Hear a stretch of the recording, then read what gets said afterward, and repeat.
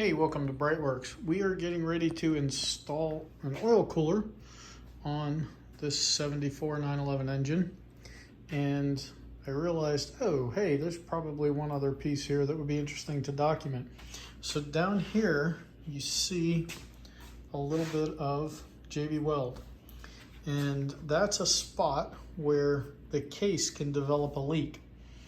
And I think there was a service bulletin many years ago to put something on there.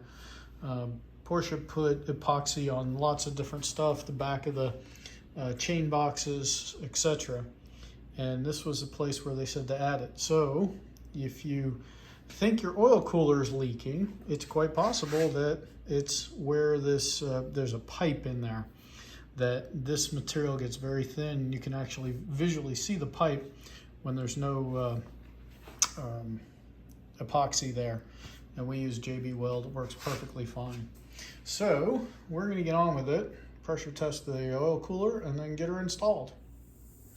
All right, what you're looking at here is the oil cooler for a 1974 911S, and you can see that it was built in 1973.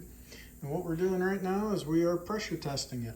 So we cleaned it thoroughly inside and out, and now we'll pressure test it, because contrary to popular belief, if this guy's leaking, you have to do a good bit of disassembly to get a new one on there. So far so good. I aired it up just at about 29 psi, and it's holding. So we are going to put this guy back on the motor, and this is the first step. So before we do anything else, we pressure test them. And just like that, we've got an oil cooler installed. So I didn't take you through the hours of cleaning, so getting the fins cleaned out, as well as the interior, soaking it in different solvents and blowing air through it for hours. But yeah, this original oil cooler is in good shape. Pressure test went well.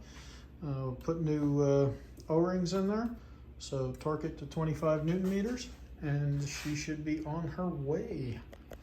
And on this car, this is the only oil cooler, so it's pretty important that that all got cleaned out and everything was in good shape, because in 74, the S with the Sportomatic transmission, this is the only thing cooling it. But the Sportomatic carries a whole lot more engine oil because it uses the same thing. So you got lots of opportunity for cooling, but definitely got to make sure that all that stuff's good. All right, thanks for watching. Check us out at BreitWerks.com, and we do offer a service cleaning those things and pressure testing them.